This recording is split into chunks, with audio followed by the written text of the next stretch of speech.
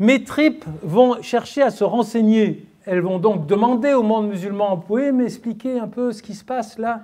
Et avec qui je discute quand je vais dans le monde musulman? En priorité, si je suis un Français, je vais parler à la petite minorité qui, dans la langue que je comprends, me dit ce que j'ai envie d'entendre, c'est-à-dire du mal des islamistes. Ce sont deux catégories.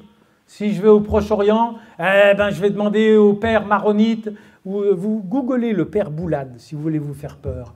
C'est malheureusement un Égyptien. Googlez la perception du monde musulman véhiculée par certains religieux égyptiens. Googlez les discours maronites, malheureusement. Je me souviens qu'un collègue qui n'était pas particulièrement branché sur ce genre de débat que nous avons ce soir m'avait dit « Ah, le recteur de l'université Saint-Joseph, pas celui qui est en poste, il y a longtemps. Ce qu'il dit en privé, c'est passible du tribunal pénal international. » Donc, évidemment, nos premiers interlocuteurs, faites marcher votre mémoire.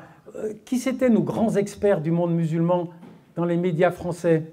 Il y en avait deux qui s'appelaient Antoine. Je ne dirai pas leur nom. Je vous laisse les retrouver. Qui c'était? D'où venaient-ils? De la droite ou de l'extrême droite libanaise? Donc, c'est une première catégorie de interlocuteurs. Après, ça va s'aggraver. Nos seconds interlocuteurs, c'est des gens qu'on aime bien, on se sent proche d'eux. Même si la séquence coloniale nous a opposés à eux, c'est nos bons gros amis des gauches laïques arabes. Les gauches laïques arabes, c'est nos interlocuteurs les plus naturels. On a surmonté la fracture coloniale, on a surmonté le fait qu'ils se sont opposés à nous, mais on a tellement de choses en commun. Donc on va écouter les gauches arabes. Et attention, je ne vais pas faire un amalgame, pas toutes les gauches arabes, mais disons des pans entiers des gauches arabes ont une tendance à nous donner un enseignement extrêmement vicié parce qu'ils veulent avoir un beau rôle dans cette séquence cruelle de l'histoire qui a vidé leur capacité de mobilisation dans leur propre société. Et donc, ils vont nous vendre une image particulièrement simplificatrice des courants islamistes. Ils vont nous vendre une chanson qui, oui, c'est les Israéliens qui ont fabriqué le Hamas. Ah oui, bien sûr, etc. Des explications, ils voulaient nous abattre en tant que gauche communiste, donc ils ont fait... Mais c'est notre seconde source d'information. Notre troisième source d'information, je me souviens dans le premier livre que j'ai écrit, L'islamisme au Maghreb, ça m'a coûté très cher, parce que dans l'introduction, j'avais ironisé sur le fait que Jean Daniel, le directeur du Nouvel Obs, il se rendait au Maroc et il disait « Majesté, sire, dites-nous, qui sont-ils? Expliquez-nous. » Je dis « Mais bon, si vous voulez comprendre ce que c'est que les islamistes, il ne faut pas demander à ceux qui les combattent. Vous allez évidemment avoir une explication totalement anhistorique et faisant totalement abstraction des dysfonctionnements des régimes que vous interrogez. D'accord? Donc nous avons la vieille génération de ceux que j'ai appelés affectueusement les Pinochet arabes, et nous avons la nouvelle génération des Pinochet arabes, les MBS, les MBZ. Alors les MBS, la cosmétique a changé, hein, ils fabriquent... Non, c'est pas très nouveau. Quand MBS est devenu un prince réformiste, il s'est simplement maghrébinisé en termes de discours politique. Nous avions l'habitude d'entendre les élites maghrébines du roi du Maroc, Hazine El Abidine Ben Ali, nous dire « Faites-nous confiance, on vous fabrique du bon musulman ». L'Arabie Saoudite ne tenait pas ce discours-là. L'Arabie Saoudite de MBS s'est mise sur ce registre-là. On va vous fabriquer du bon musulman, faites-nous confiance, hein, on va libéraliser, etc., etc. Le non-dit est bien sûr pourvu qu'il respecte complètement les excès les plus absolus de mon régime. D'accord? Donc nous avons eux et nous avons Sisi, bien sûr. Hein. C'est notre seconde source d'information. Il y a des tas de gens, je ne voudrais pas citer de nom de ministres, mais on a l'impression, moi une fois, je le dis, hein, sur France 24 fugitivement, j'ai dit le problème c'est qu'on ne leur vend pas, c'est pas qu'on leur vend des armes, c'est qu'ils nous vendent de l'intelligence de la région. C'est-à-dire qu'on achète des conseils, on achète une perception du monde musulman à des gens comme Sisi, MBS et MBZ. Et c'est très très grave. Donc vous voyez, mes tripes, les minorités chrétiennes, les minorités de gauche, les oppositions de gauche, les États, sans quasiment aucune exception, et c'est pas tout. Et c'est pas tout.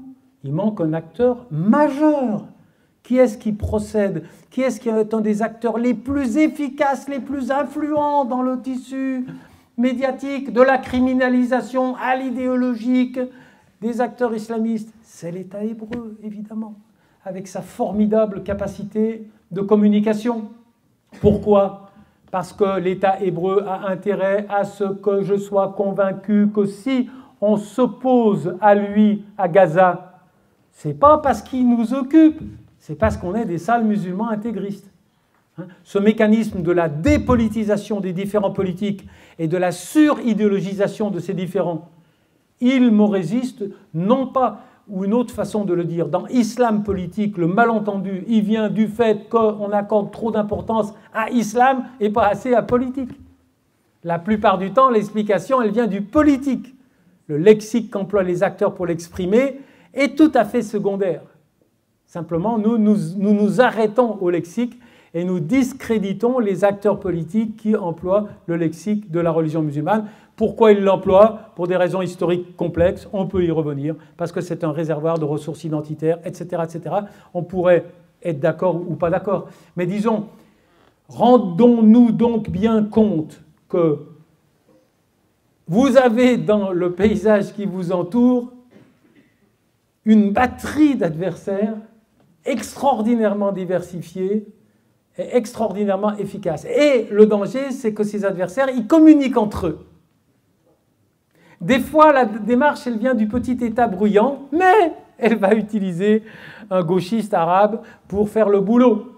Ou, bien sûr, on ne va pas parler des stars, mais disons, tous ceux qui sont en situation de rupture avec leur appartenance sont immédiatement mobilisés par les autres acteurs.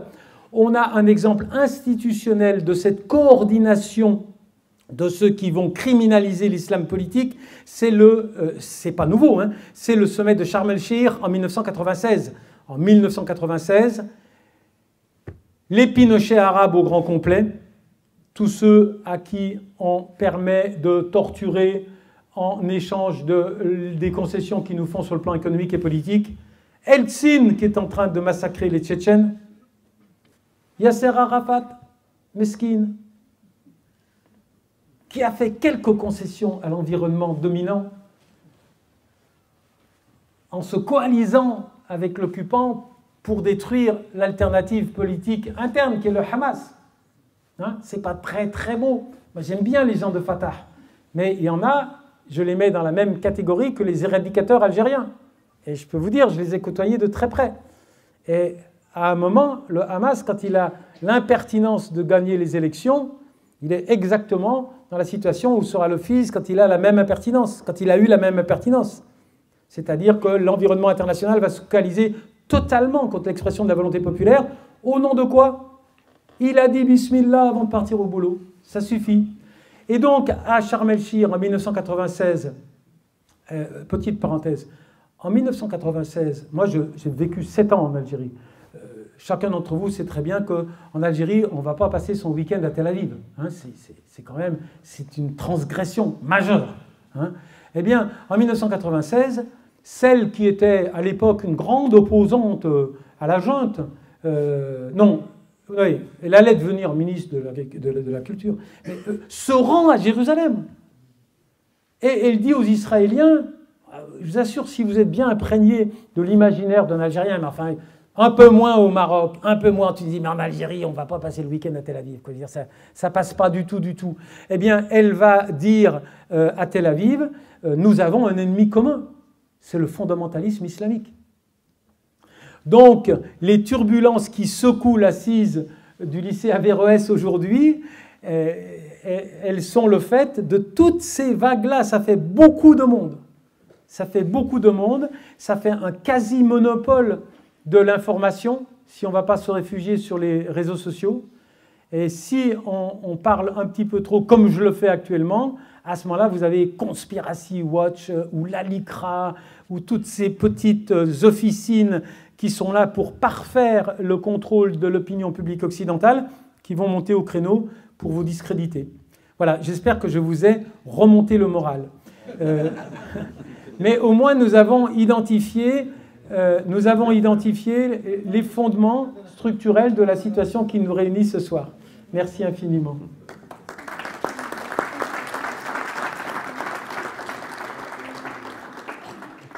Merci à vous. Donc on est cerné par les adversaires. Et donc j'allais dire, avant de laisser la parole à la salle, c'est pour ça que vous êtes vous-même intronisé islamo-gauchiste. Voilà. Ce qu'on peut dire. Donc ceux qui disent la vérité et qui sont considérés comme des gens de gauche, c'est ça, islamo-gauchistes. Oui. Ouais, c'est le titre sur... Islamiste. C'est mon identité sur ma page Facebook. Si vous allez voir, j'ai mis islamo-gauchiste.